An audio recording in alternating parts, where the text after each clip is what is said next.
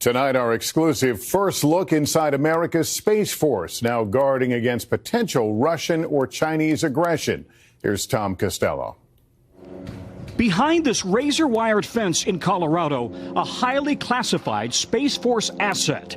Under heavy armed guard, this 18-wheeler packed with high-value satellite comms is one of several mobile command centers poised to roll out in the event of a doomsday attack that would target U.S. military satellite control. If you need to, how fast can you move these trucks out? The specific timelines are classified, but what I can say is a matter of hours.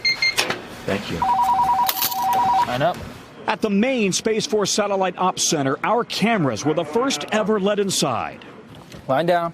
It's here that they keep watch over America's military satellites and the world's GPS network, operating in an increasingly hostile environment. It is truly a warfighting domain. Our adversaries are fielding specific weapon systems in the domain, so we need to view it as such. The Pentagon says Russia and China are the chief adversaries. In November, a Russian satellite targeted and blew up another Russian satellite, creating a massive orbiting debris field. China conducted a similar test in 2007. U.S. commanders believe China has deployed a satellite with a robotic arm to reach out and grab other satellites.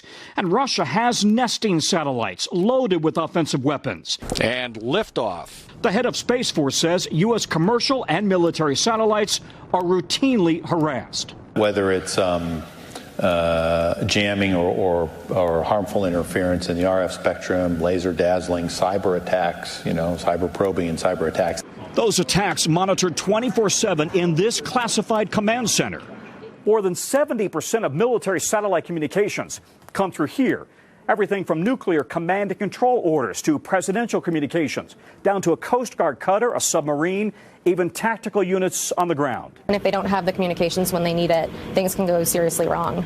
As the Navy has sailors, the new Space Force has guardians, many with engineering degrees and now training for the new battlefield. The concern, the Pentagon says China is now outpacing the U.S. in launches and modernizing its own space capabilities, building a remote robotic post on the far side of the moon, invisible to U.S. satellites. If we don't start accelerating our development and delivery capabilities, they will exceed it. Commanders here worry Beijing and Moscow could one day deploy offensive military weapons in the space between the moon and Earth, an area called cislunar. We don't want there to be a war in space. We want all of humanity to continue to use all the benefits of space for all of our good. But if others choose to start a war there, we'll be ready. And you believe the threat is growing exponentially and by the day? Absolutely. And that goes without question. We've seen the public testing of China and Russia. Tom, it's fascinating and a little bit disturbing. How much worry is there about the militarization of space, especially given Space Force's budget will soon rival NASA's? The generals that we talk to are worried. They say, listen, this is the reality that we're living in every single day with aggressive action by Russia and China. And they believe China could overtake the U.S. in space capabilities in less than 8 years. All right, Tom, thanks for bringing us this story. Appreciate it. That's